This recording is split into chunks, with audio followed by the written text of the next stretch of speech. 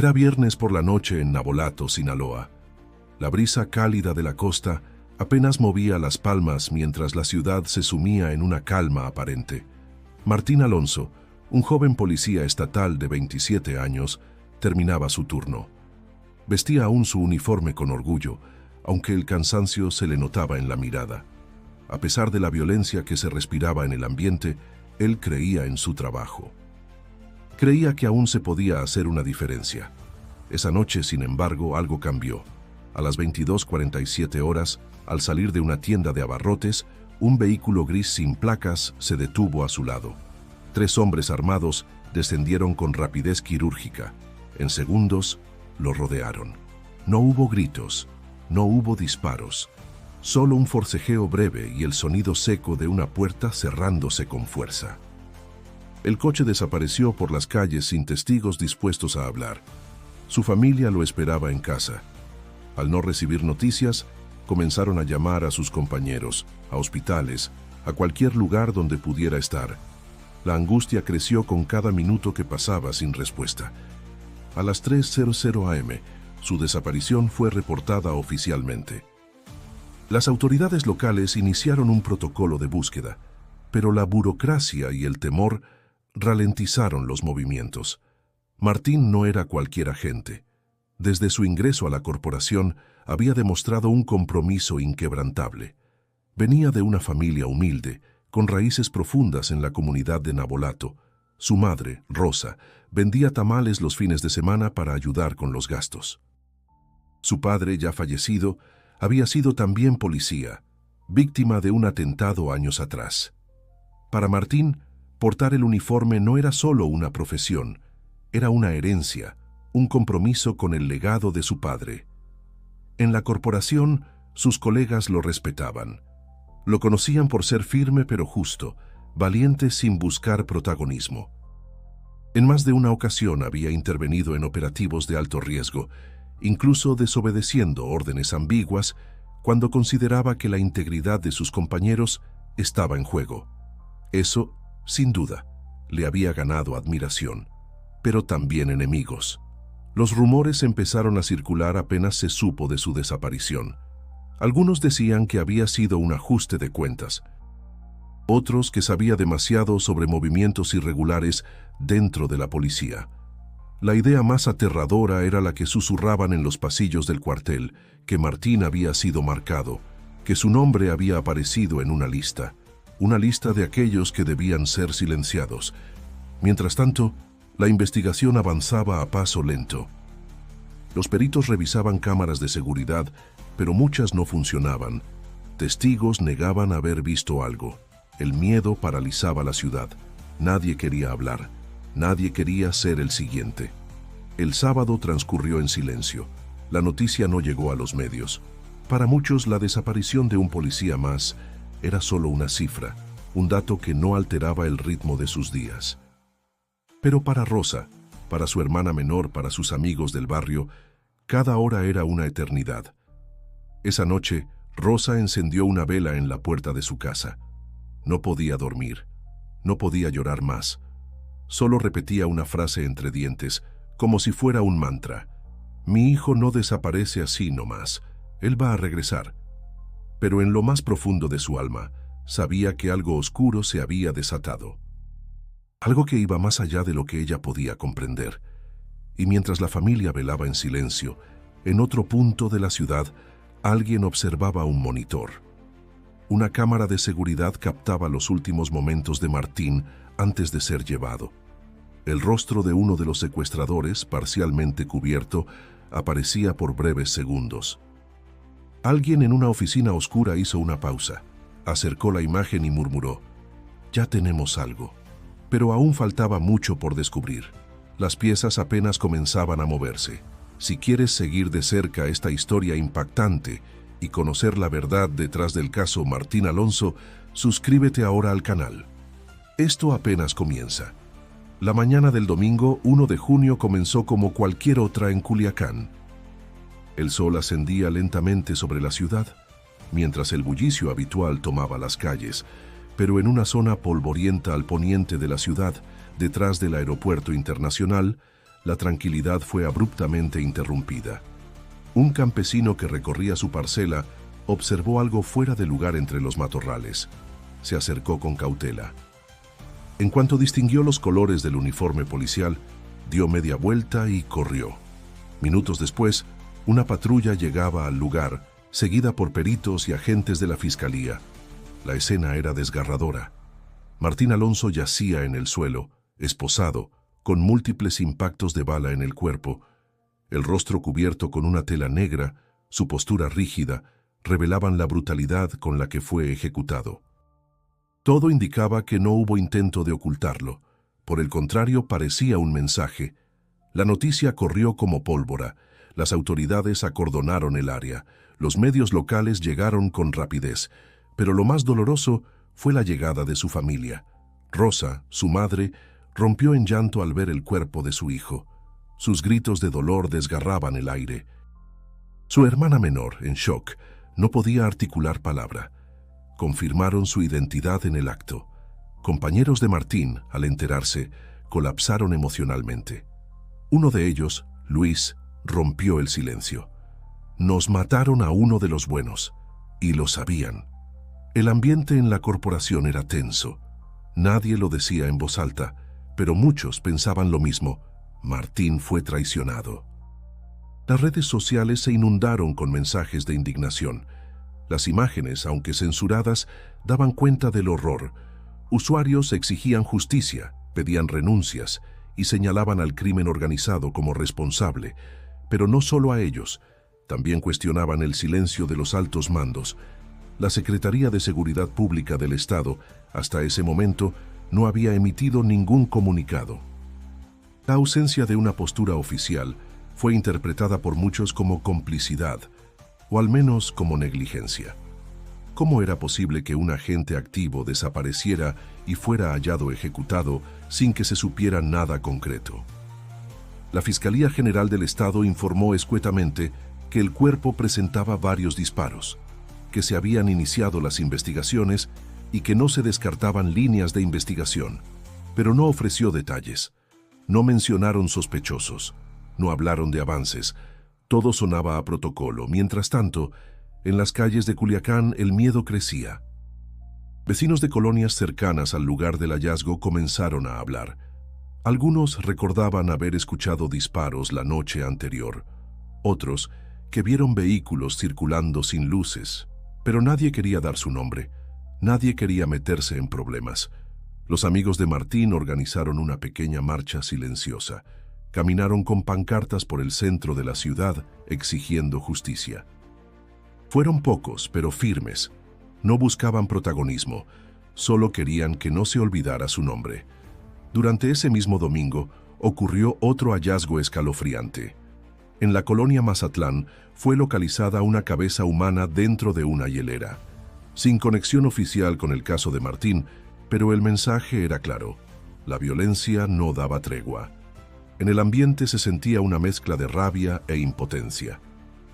Los ciudadanos comenzaban a preguntarse si alguien estaba realmente al mando. Si la policía podía proteger a los suyos, ¿por qué no lo hicieron con Martín? ¿Qué posibilidades tenía entonces el ciudadano común?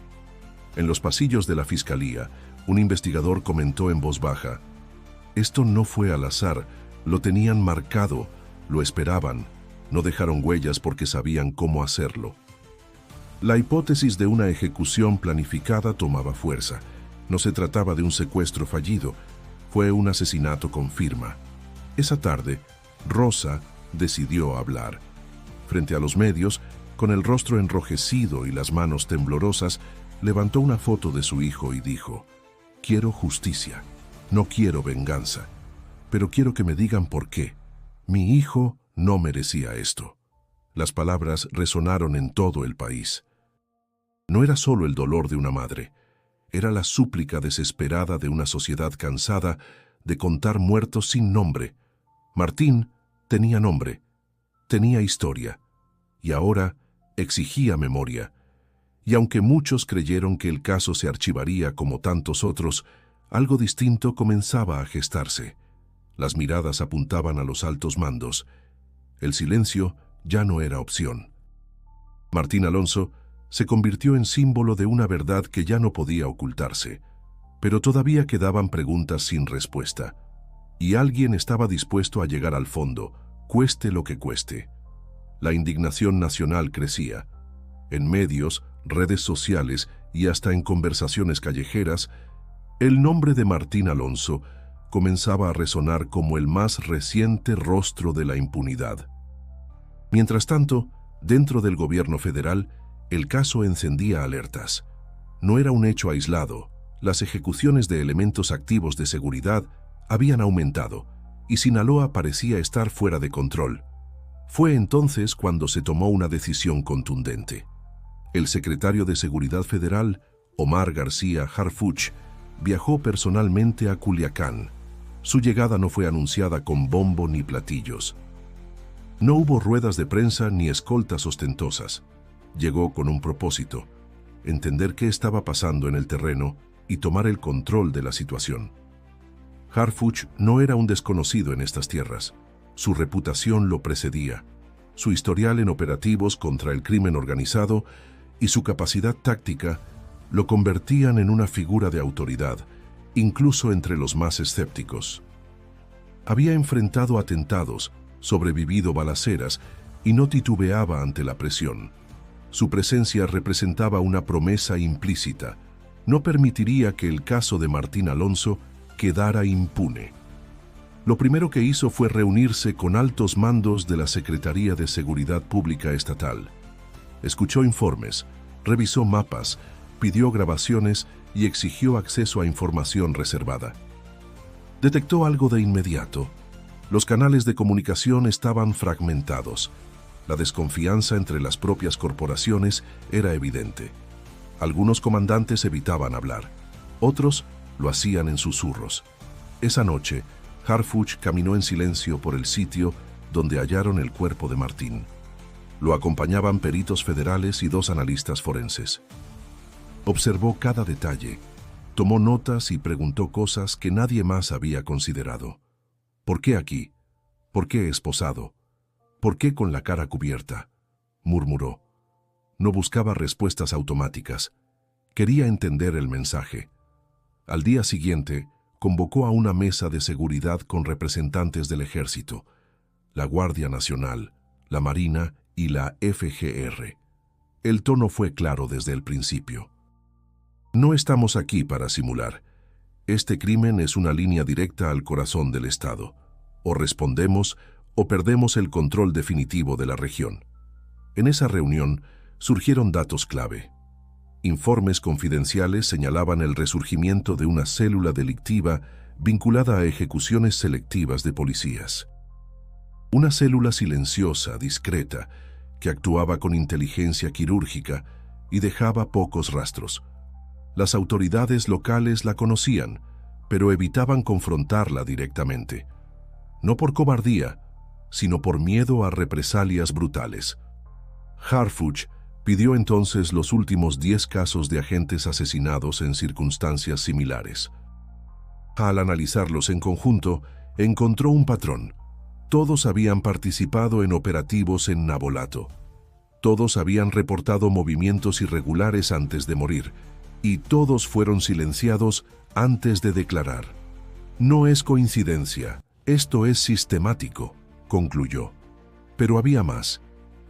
Uno de los informantes protegidos, un exintegrante de esa misma célula, había mencionado a Martín en su testimonio semanas antes.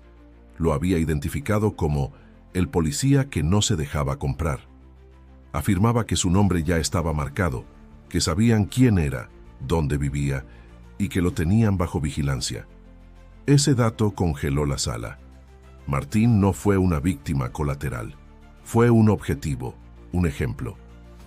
Harfuch, al escucharlo, se inclinó sobre la mesa y dijo: «Esto ya no es una investigación, es una guerra contra la impunidad». A partir de ese momento, tomó el mando operativo. Reasignó recursos, integró equipos mixtos y ordenó operativos simultáneos en puntos clave de la ciudad. Cada movimiento sería coordinado desde un centro táctico temporal instalado en una base militar cercana. «No quiero más reuniones, Quiero resultados, ordenó. La prensa aún no sabía lo que estaba ocurriendo entre bastidores.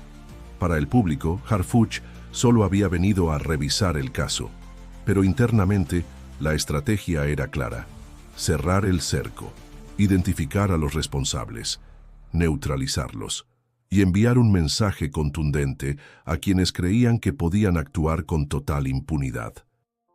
Esa misma noche, en un informe clasificado, Harfuch escribió una línea que luego se haría famosa: Martín no murió por error, lo mataron por valentía, y por él vamos a llegar hasta el fondo. Afuera, en la oscuridad de Culiacán, el silencio era denso. Pero algo estaba a punto de cambiar. La cacería había comenzado. Las primeras luces del miércoles trajeron consigo un movimiento inusual en las calles de Culiacán. Helicópteros sobrevolaban zonas específicas, unidades tácticas se desplazaban en silencio, y los habitantes comenzaban a percibir que algo estaba ocurriendo. Pero no sabían que se trataba de uno de los operativos más precisos ejecutados en la región en años recientes. Desde el centro de mando, Omar García Harfuch seguía cada paso. Había ordenado que no se filtrara ninguna información. Quería evitar fugas, alertas prematuras o sabotajes internos. Las acciones se lanzarían de manera simultánea en 3 colonias clave, donde, según los informes de inteligencia, operaban los responsables del asesinato de Martín Alonso. A las 4:00 am, las puertas de una vivienda en la colonia Progreso fueron derribadas por un escuadrón de la Guardia Nacional. Adentro, sorprendieron a 2 hombres fuertemente armados. Ambos fueron reducidos sin disparar un solo tiro. Uno de ellos, apodado El Cuervo, era exmilitar y había desertado hacía años. Estaba señalado como el autor intelectual de varias ejecuciones, entre ellas la de Martín. En otra ubicación, en la colonia Las Quintas, un comando mixto del Ejército y Policía Estatal interceptó una camioneta negra donde viajaban 2 sujetos. Al registrar el vehículo, encontraron un fusil de asalto, equipo de radiocomunicación y una libreta con nombres y fechas. En ella destacaba el nombre de Martín subrayado 2 veces. Los 4 detenidos fueron trasladados bajo estrictas medidas de seguridad a una base federal. Allí fueron interrogados por un equipo especializado. Las primeras declaraciones revelaron un dato estremecedor. No solo confirmaron que Martín había sido vigilado durante semanas, sino que también admitieron que otros agentes ya estaban en la mira. Uno de los detenidos incluso dijo: era el siguiente de la lista. No hubo error, lo queríamos fuera. Mientras tanto, los peritos comenzaban a recolectar pruebas. En las viviendas allanadas, se aseguraron armas de grueso calibre, chalecos tácticos, mapas con rutas de patrullaje, teléfonos intervenidos y documentación falsa.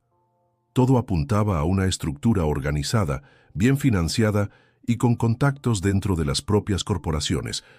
La comunidad, al enterarse de las detenciones, reaccionó con una mezcla de sorpresa y esperanza.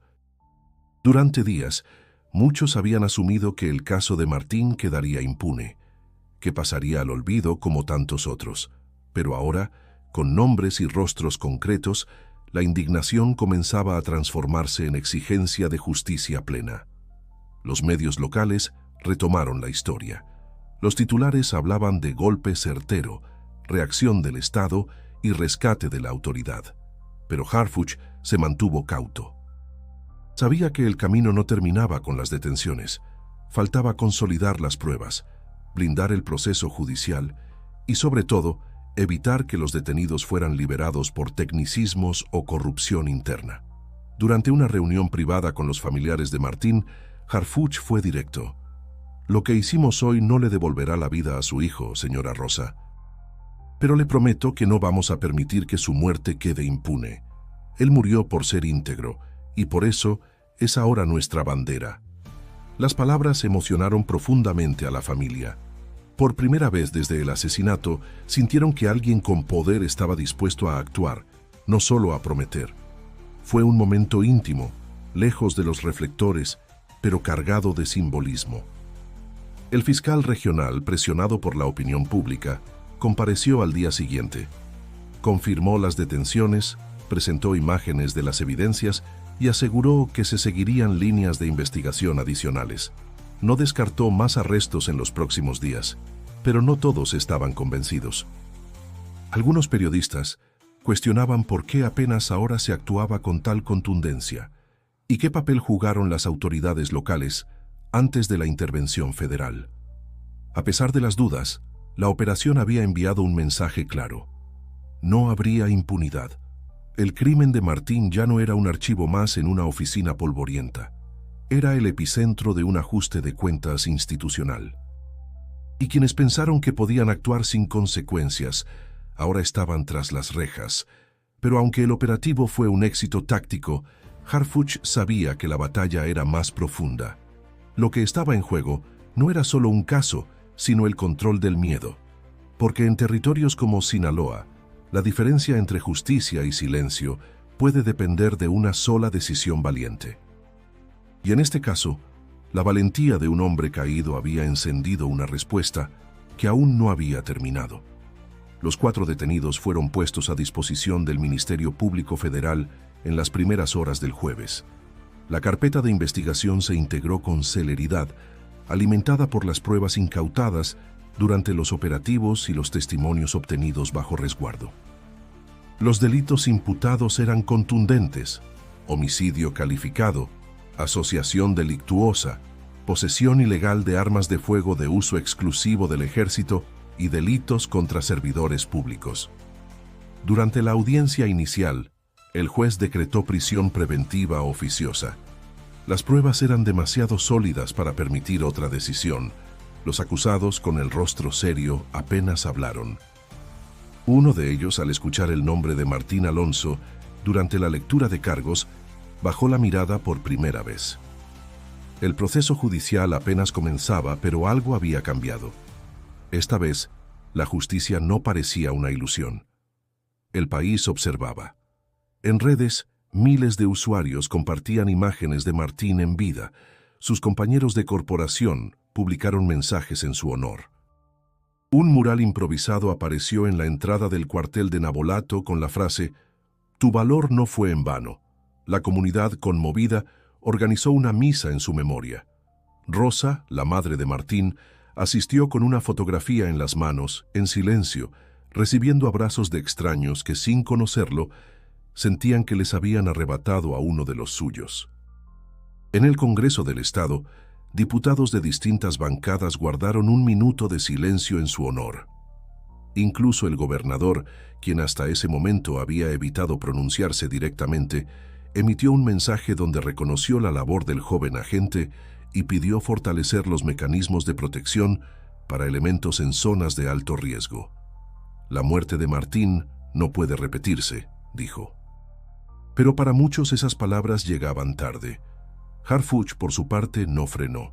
Ordenó auditorías internas, removió a mandos sospechosos de omisiones y reforzó la presencia federal en la región.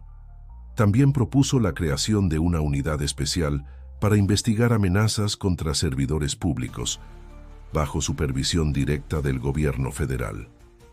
Para él, la muerte de Martín era una línea que no debía cruzarse sin consecuencias. En entrevistas posteriores, Harfuch fue claro. No se trató solo de capturar a los responsables materiales. Este crimen puso en evidencia las grietas que aún existen dentro de nuestras instituciones, pero también demostró que, cuando hay voluntad, sí se puede actuar. Martín fue un hombre valiente. No vamos a olvidar su nombre. Las palabras resonaron más allá de Sinaloa. En estados como Michoacán, Veracruz y Guerrero, elementos policiales comenzaron a organizarse para exigir mayores garantías y denunciar amenazas que antes callaban por miedo. El efecto del caso Martín Alonso se extendía, no solo como símbolo de dolor, sino también como catalizador de una conciencia colectiva. La familia del joven agente, aunque aún devastada, comenzó a recibir apoyo de organizaciones civiles y asociaciones de derechos humanos. Se propuso una beca en su nombre para jóvenes interesados en estudiar criminalística o derecho penal. Su historia, antes confinada a un rincón oscuro del país, se transformaba en ejemplo. Y sin embargo, el dolor persistía. Rosa, en una entrevista, compartió una reflexión que conmovió al país. A mi hijo lo mataron por hacer lo correcto, por no doblarse. Yo no quiero que lo recuerden por cómo murió, sino por cómo vivió. Él creía que este país podía cambiar, que ser policía no tenía que ser una sentencia. Ojalá su historia no se quede en una noticia más. Culiacán volvió lentamente a su rutina. Las balaceras no desaparecieron, pero algo era distinto. La comunidad comenzó a hablar más, a confiar, aunque fuera un poco. El miedo seguía presente, pero ahora compartía espacio con la esperanza. El caso de Martín Alonso marcó un punto de inflexión. No porque se hubiera erradicado el crimen, ni porque se garantizara justicia absoluta, sino porque demostró que una vida, cuando es defendida con verdad y dignidad, puede mover estructuras enteras. Su muerte encendió una chispa que muchos se negaban a ver, y esa chispa, si no se apaga, puede convertirse en fuego. Así concluye esta historia, una historia de valor, traición, justicia y redención. Pero también una historia que nos obliga a preguntarnos qué estamos dispuestos a hacer para que no haya otro Martín, porque el cambio no depende solo de quienes tienen el uniforme, también depende de nosotros. Si esta historia te conmovió, suscríbete al canal para no perderte nuevas investigaciones como esta. Y haz clic en el video que aparece en pantalla ahora mismo para seguir descubriendo verdades que merecen ser contadas.